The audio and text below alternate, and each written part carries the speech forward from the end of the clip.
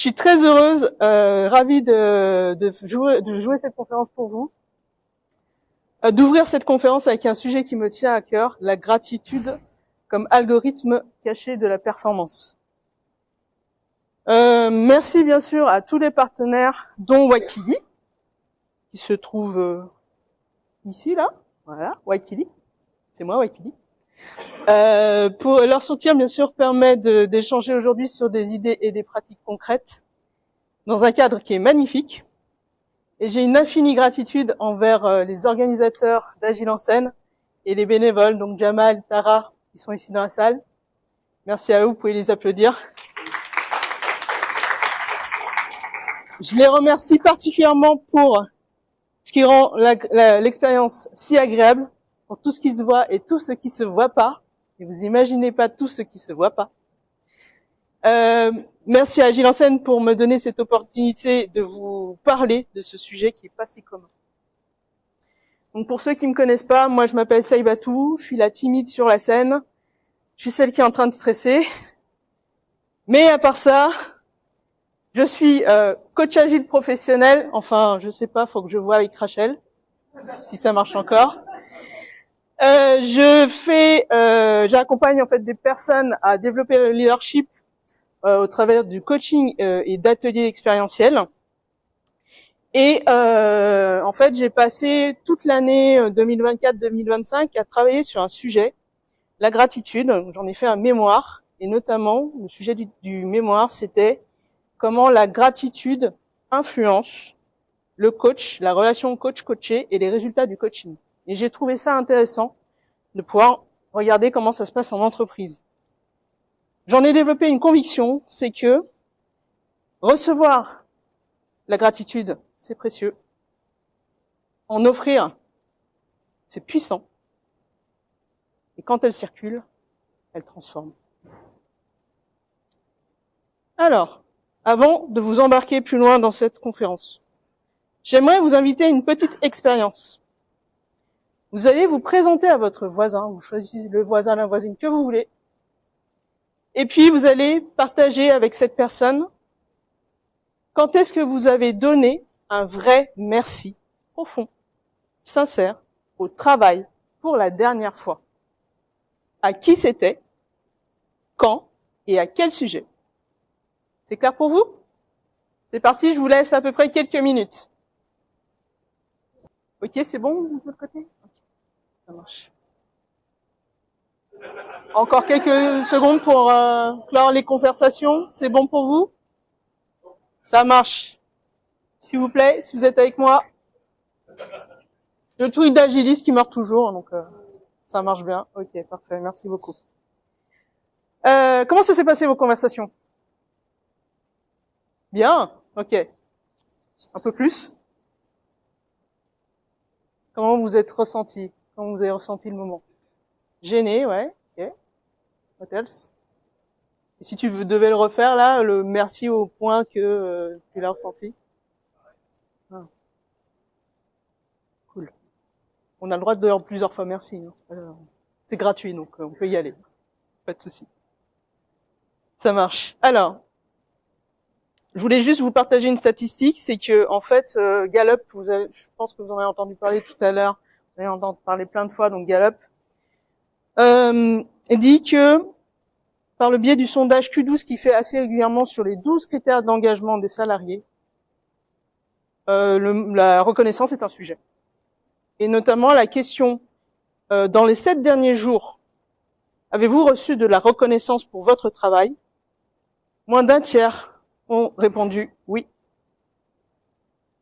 Moins d'un tiers. Ça vous étonne? Ça marche.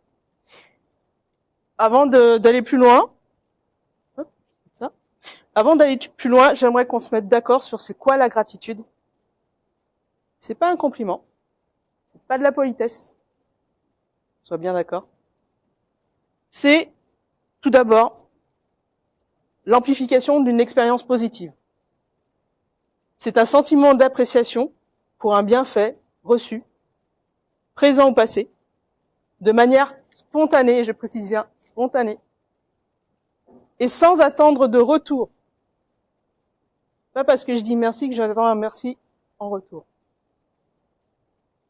2 exemples de gratitude que je peux vous donner de mon expérience. La première, c'est un échange que j'ai eu avec un PO, un product owner, qui m'a dit, c'est tout, je reconnais que actuellement l'ambiance de l'équipe est assez cool. On a fait beaucoup d'efforts pour mettre un espace de travail détendu, et je te remercie pour ça, parce que je sens que dans la dynamique et dans la performance de l'équipe, ça joue énormément. Le même jour, à peu près peut-être 2 heures plus tard, je suis allé voir un développeur, et je suis allé le voir et je lui ai dit, Ahmed, merci beaucoup pour avoir pris la parole en rétrospective pour partager un sujet important. Comme tu l'as fait, l'équipe l'a très bien reçu. Tu prends rarement la parole, je suis très courageux de l'avoir fait, parce que c'était pas un sujet facile. Et je sais que ça va apporter un impact intéressant. Merci Ahmed. La formulation, vous voyez, c'est pas juste merci. C'est un merci avec un contexte, avec un fait exact, avec l'impact. La deuxième chose que je voulais vous partager, c'est comment c'est défini la gratitude au niveau d'un psychologue comme Robert Emmons, qui a une stature en fait sur le sujet.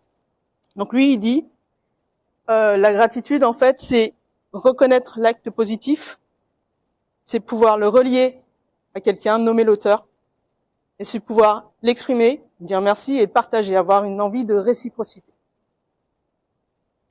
Troisième élément, la gratitude, en fait, c'est un levier, un super levier puissant de lien social et de motivation.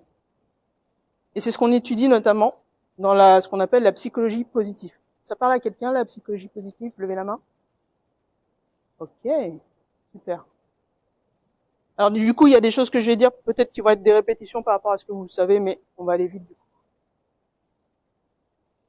Le modèle PERMA, en fait, qui permet en fait de donner un petit peu les différentes dimensions de la psychologie positive. Donc la psychologie positive, en une phrase assez rapide, c'est étudier en fait les forces qui favorisent l'épanouissement durable. Et donc le modèle PERMA qui a été fait par Martin Seligman en 2011, je crois, indique que dans les différentes dimensions, il y a les émotions positives, il y a l'engagement, il y a les relations, il y a le sens et il y a l'accomplissement. Et en fait, la gratitude, elle se trouve dans les émotions positives. Et elle irrigue, comme je vais vous le présenter un peu plus tard, les autres dimensions. À quoi elles servent les émotions positives? Là encore, un autre élément de concept, c'est la théorie de Broaden and Build. J'espère que mon anglais est bon. Le Broaden and Build de Barbara Fredrickson, donc en fait, explique pourquoi le premier pilier de PERMA, donc les émotions positives, il est crucial, en fait. Les émotions positives, en fait, elles permettent d'élargir le champ cognitif et comportemental. Et en faisant cela, en fait, ça permet de générer des ressources, donc des compétences, des réseaux, de la résilience, qui vont permettre d'alimenter les 4 autres dimensions de PERMA. Et du coup, en entreprise, la gratitude, en fait, elle structure la confiance, elle améliore la résilience et elle libère de l'énergie cognitive. Ok. Ça va jusque-là? Je continue. Concrètement, en entreprise, du coup, on va prendre un exemple. Par qui souhaitez-vous être reconnu pour votre travail? Levez la main pour ceux qui veulent être reconnus par leur grand patron.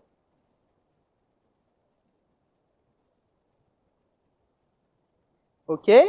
Par leur manager. Un peu plus de mains. Un peu plus de mains. Par leurs collègues. Ok, encore plus de mains, waouh. Et par leurs clients. Ah, c'est marrant parce que c'est pas du tout les stats que j'ai. Mais ok, why not? Du coup, une étude de Gallup en fait rapporte que 28% des personnes préfèrent avoir de la reconnaissance de la part de leur manager, beaucoup plus que celle de leur grand patron à 24%, du client à 10% ou du collègue à 9%. Et du coup, la grande question faut se poser, puisque la gratitude n'est pas si répandue que cela. Quel est le frein à dire merci au travail? J'ai mené ma petite enquête il y a quelques semaines sur LinkedIn. J'ai fait un sondage où je posais exactement cette question. Voici les réponses. À 44%, la culture est incompatible. Suivi ensuite par les micro-aides sont invisibles. Puis, l'absence de cadre pour dire merci.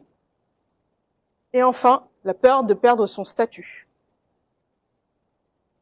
Les micro-aides, c'est le fait, par exemple, un truc tout bête, hier, j'ai perdu mon casque, en fait, je m'en suis pas rendu compte. Et quelqu'un a pris mon casque, l'a ramené directement à la tribune.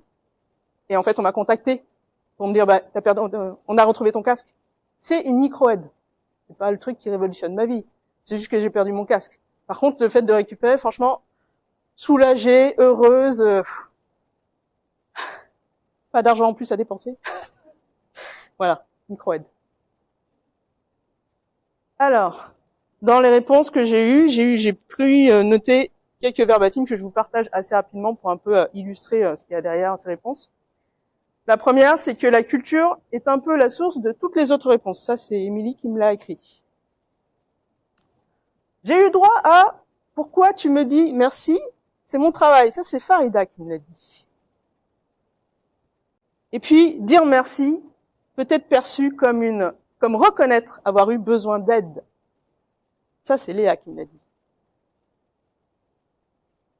En fait, ce qu'on peut voir avec ces informations, c'est que la culture, en fait, elle rend le merci étrange par les croyances managériales, par les normes sociales. L'absence de cadre, en fait, ça rend le merci invisible. Et enfin, la peur de paraître faible ou la mauvaise perception, elle coupe la spontanéité.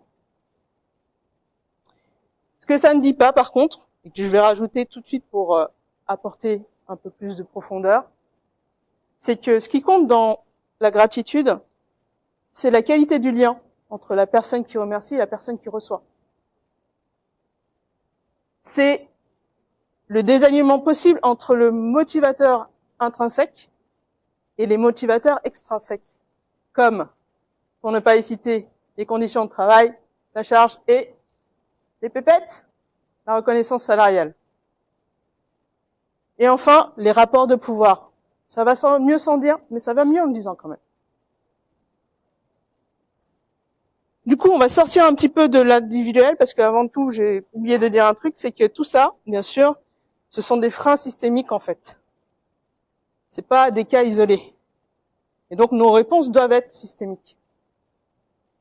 Donc, on va sortir de l'individuel pour aller vers ce qui nous permette justement de faire changer les dynamiques pour que on ait des pratiques organisationnelles reproductibles. Et pour ça, j'ai choisi de faire un petit focus en utilisant la lunette du Lean. Qui connaît le Lean ici? Ok. Donc tout de suite, je vous le dis, je ne suis pas une experte. Je ne suis pas une spécialiste. Je ne vais même pas vous faire un cours sur Lean. Par contre, on va faire un petit lien quand même entre Lean et gratitude, si vous voulez bien. Donc dans le Lean, on s'intéresse en fait à deux parties. L'amélioration continue par le Kaizen et le respect des personnes et des parties prenantes. Je dis bien « et », donc ce sont les deux, pas l'un au détriment de l'autre. Le Lean, en fait, pour le coup, les pratiques Lean, elles accentuent les exigences sur les managers sans accroître en parallèle les ressources disponibles, ce qui génère un déséquilibre entre la demande et le soutien. Je voulais qu'on rentre un peu plus dans le lean en allant faire un focus sur le MUDA. MUDA, ça parle à tout le monde. Les gaspillages. Ok. Donc vous avez au départ 7 des gaspillages, il y en a un 8e qui s'est rajouté entre-temps. Donc la surproduction, le défaut, les mouvements inutiles, les attentes, le surtraitement, les transmissions / transport, le surstock et le dernier, la sous-utilisation du potentiel humain. En fait, le track des gaspillages oublie la reconnaissance, alors qu'il soutient la performance. En effet, la gratitude vient proposer divers éléments que vous voyez là pour contrebalancer en fait les gaspillages observés. Un focus encore un peu plus profond sur 2 gaspillages en particulier, la sous-production et la sous-utilisation du potentiel humain, pour voir quel type de réflexe gratitude on peut mettre en place pour contrebalancer. Donc la surproduction, en fait, c'est l'effort additionnel pour compenser l'absence de feedback. En fait, on a tendance à produire plus que nécessaire par besoin de validation. Et la gratitude, en fait, elle installe un feedback positif régulier qui limite le recours aux surproductions pour se rassurer. Quant à la sous-utilisation des compétences, quand personne ne remercie ou ne valide les idées, la créativité se perd. La gratitude, elle révèle et mobilise les compétences en transformant le sous-emploi en levier d'innovation. Ok. La bonne nouvelle, c'est que malgré que ces gaspillages existent, on peut amplifier la reconnaissance sans la rendre artificielle. Super promesse, hein, n'est-ce pas? On va voir le rôle que l'IA peut jouer. En premier lieu, c'est de pouvoir personnaliser, par exemple, le message pour qu'il soit entendu. Vous pouvez personnaliser par l'IA des messages de remerciement automatisés mais contextuels. Pour renforcer la confiance, ça renforce la confiance et ça fidélise les utilisateurs. Un rapport de Zendesk de 2025 indique qu'un tel effort en fait permet d'augmenter l'acquisition de 33%, d'améliorer la rétention de 22% et d'augmenter significativement les revenus en vente croisée de 49%. En parallèle, mesurer pour apprendre. Mesurer par apprendre la gratitude, en fait, pour la rendre visible. On parlait de cadre invisible tout à l'heure, et ben, faut la rendre visible. La rendre visible, en fait, c'est voir l'impact de la reconnaissance sur l'efficacité interne. Moi, ce que je vous propose, en fait, c'est de calculer un index de gratitude. Et l'hypothèse que je fais, c'est que plus il y a de reconnaissance, plus le cycle de développement s'accélère. Gros warning cependant. La sincérité de la gratitude compte. Ne pas la surjouer ou la rendre automatique, elle perdrait de sa puissance. Enfin, relier le climat interne aux signaux externes comme le Net Promoter Score.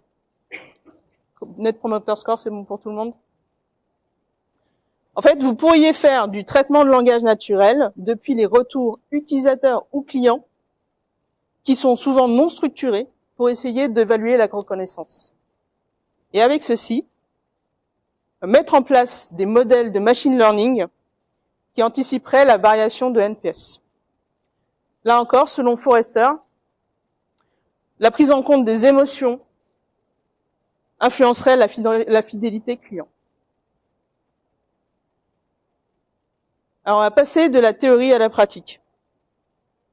Voici 2 exemples opérationnels qui illustrent ce principe. Le premier cas d'usage, c'est Canva. Qui connaît Canva? Ok. Qui l'utilise en payant? 1, 2, 3, 4, 5. Qui l'utilise en gratuit? Ok, un peu plus, ça marche. Bon, Canva, pour ceux qui ne savent pas, c'est une espèce de Photoshop en ligne qui vous permet de faire plein d'éléments graphiques. Voilà. faire du design assez simplifié, assez sympa. Donc moi, en fait, j'utilise Canva pour faire des publications sur Instagram. Et en fait, cet été, j'ai utilisé un peu plus Canva que d'habitude. J'avais du temps, donc hop, on est parti. Et ça, en fait, Canva, il l'a repéré. Je suis pas allé voir Canva en disant « Hey, j'utilise plus !» Non, c'est lui, il a repéré que j'utilisais plus. Et en ayant ce constat-là, en fait, il a décidé de m'envoyer un mail pour me dire « Hey, ça y va tout. Cool, tu utilises beaucoup plus Canva, et ben on va t'offrir 1 mois de premium. » Gratos. Tu dois rentrer ton numéro de carte bleue? Non, pas du tout. Juste, tu utilises. Voilà. C'est cadeau. C'est la maison qui offre. C'est cool. En fait, ce qui s'est passé, c'est que, du coup, j'en ai profité, hein. Et, en publiant plus, j'ai eu plus d'engagement sur Instagram. Tout bête. On pourrait se dire, ok, en fait, c'est juste une récompense dans un programme de fidélité, why not? Mais en fait, non. Pour moi, c'est de la gratitude. Pourquoi? Pour 3 raisons. La première, il y a une motivation, en fait, de la part de Canva à récompenser ma motivation à moi. Dans le sens où il a vu que j'utilisais plus, donc c'est un feedback indirect en disant « Moi, je suis vachement intéressé par ton produit, on y va. » Cool. Le deuxième, c'est que c'était personnalisé dans le sens où c'est pas n'importe quelle offre qu'il m'a fait, c'est vraiment pour mon besoin ponctuel d'aller un peu plus vite sur des publications. Je t'offre vraiment ce qu'il te faut. 1 mois premium en l'occurrence. Et le troisième, c'est la liberté. Comme je vous le disais tout à l'heure, j'ai pas eu besoin de rentrer ma carte bleue. J'ai juste eu à dire, bon, j'y vais. Et ça, c'est cool parce qu'en gros, il n'y a pas d'engagement. Donc, il n'y a pas de attente de retour. Le deuxième cas que je voulais vous partager, c'est Atlassian. Bon, Atlassian, en fait, ce qu'ils font, c'est des hackathons internes mensuels qui permettent de valoriser les idées et de remercier publiquement les contributeurs. La mécanique, elle est assez simple. Elle est en 3 parties. Donc, il y a le hackathon qui se passe. À la fin, chaque équipe présente son projet à tout le monde, devant les pairs. Chaque participant exprime un merci spécifique à un autre projet que le sien. Donc moi, j'ai bossé sur l'équipe A, et je vais dire un merci ou un bravo à l'équipe B ou C. Et en fait, les idées qui sont retenues, qui ont été faites lors de ce hackathon, elles sont toutes publiées sur un backlog dans un mur de merci et de résultats. Et en fait, concrètement, les retours, c'est logué, il y a des études qui ont été faites sur le sujet, c'est que ça a amélioré en fait la cohésion et la créativité, et notamment ça a baissé les frictions qui existaient entre les équipes développement, produits et support. Ok? Alors, ces cas-là, en fait, ils illustrent des mécanismes biologiques qu'on va pouvoir illustrer tout de suite, tous ensemble. Je vais vous proposer une nouvelle expérience. Je vous invite à fermer les yeux.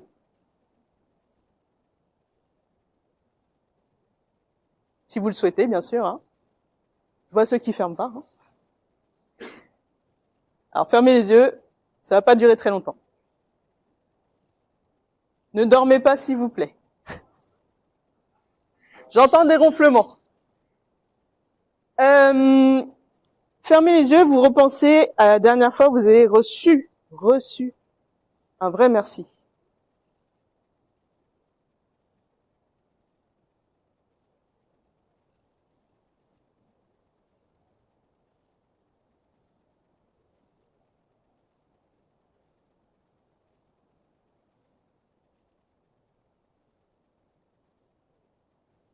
Inspirez, expirez, ouvrez les yeux et notez ce qui vous vient tout de suite comme sensation.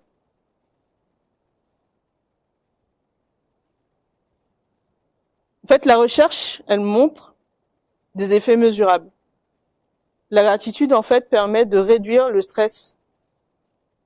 Les circuits de récompense sont activés et la sécurité psychologique est renforcée. Ça se joue au niveau notamment de la dopamine qui va favoriser en fait des comportements prosociaux. Et la reconnaissance, elle va diminuer l'hyperréactivité émotionnelle. Ce qu'on vise en fait par des rituels simples, c'est exactement ça, c'est-à-dire moins de stress, plus d'habitudes prosociales et plus de disponibilité aux risques constructifs.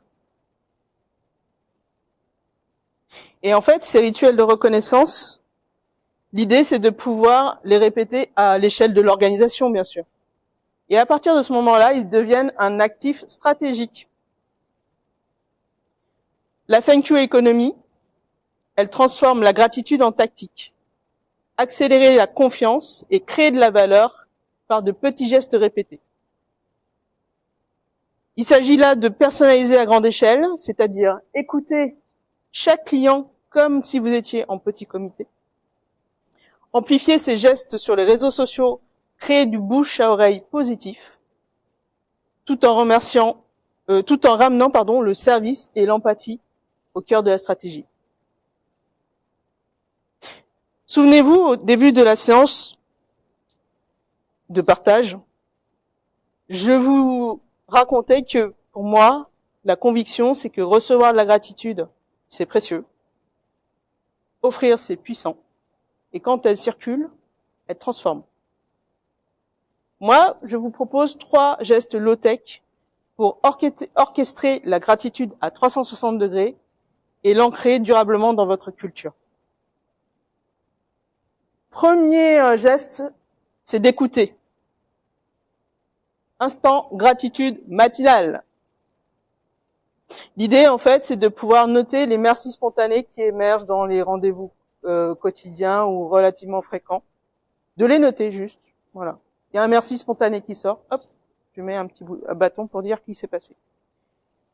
Et à la fin d'une séquence d'observation, vous faites le ratio entre le nombre de merci spontanés qui ont été émis et le nombre de moments où ça s'est passé. Deuxième rituel ou deuxième geste, c'est de remercier avec une idée pas si farfelue que ça, c'est d'utiliser les merge requests. D'utiliser les merge requests et donc d'avoir en fait une intégration d'un remerciement dans les merge requests lors de la revue de code. Ouais, des airs dubitatifs. Moi, je vous propose d'expérimenter. En termes de KPI, l'idée, c'est de voir quels sont les pourcentages de merge requests accompagnés d'un merci. Et enfin, troisième geste. Là, on est en interne et puis on va vers l'externe. C'est le kudos client. C'est une lettre de remerciement que vous adressez à vos clients clés ou utilisateurs clés, peu importe, et qui permettent de partager, en fait, toute cette gratitude. La gratitude vis-à-vis d'eux, mais aussi la gratitude qui se passe en interne. Du coup, en termes de processus, l'idée, c'est de pouvoir collecter, en fait, cette matière de remerciement qui existe, de pouvoir la designer, bien sûr, et de la diffuser. Et le KPI associé, c'est un taux d'ouverture de l'envoi réalisé et de scorer le NPS post-envoi. Avant de partir, on arrive presque à la fin de la conf, et je suis dans les temps, je suis contente. 3 points clés à retenir. Inclure de la gratitude dans vos interactions et vos flux de travail, c'est multiplier l'usage et l'engagement. Intégrer un mini rituel simple et répétable. Commencez petit et mesurable. Et enfin, mesurez toujours l'avant-après pour pouvoir valoriser l'impact de chaque rituel et itérer pour améliorer. Itérer pour améliorer, je pense que pour des agilistes, ça marche. En rebond, je vous propose quelques ressources. Donc 2 livres, une vidéo et un jeu. Le premier livre, c'est mon livre de chevet, c'est Les pouvoirs de la gratitude. Je vous ai dit, j'ai travaillé 1 an dessus, donc c'est mon livre de chevet. Le deuxième, c'est Pratiquer la reconnaissance au travail de Laure Becker. La troisième ressource, c'est une vidéo. La reconnaissance, une valeur agile négligée qui a été faite, proposée, partagée par Amina Bourguiba, que je remercie encore pour avoir pris ces mots-là. Et enfin, Open Serious Game, pour qui ça parle ou qui ça parle pas. Open Serious Game, c'est un mouvement qui permet de transmettre, d'apprendre par le jeu. Et il y a un jeu qui s'appelle Thanker Card, qui vous permet en fait de travailler sur la force de votre merci en fait. Voilà. Donc il est gratuit, vous pouvez aller en ligne le récupérer, le jouer entre vous, au niveau de vos équipes, au niveau de votre organisation, ça marche très bien. Et ça peut être un premier pas avant d'aller sur les Kudo Box et les Kudo Cards que vous trouverez en Management 3.0. Et enfin, pour finir, un encouragement à muscler votre gratitude. Votre gratitude, à vous. Avant ce soir, qui allez-vous remercier? Ça peut être un autre participant, ça peut être un collègue, ça peut être votre manager, ça peut être un de vos proches, ou peut-être vous-même. Vous pourriez vous remercier vous-même. Ben, je vous invite à le noter, et si vous le souhaitez, vous pouvez le partager à votre voisin. Voilà. Merci beaucoup.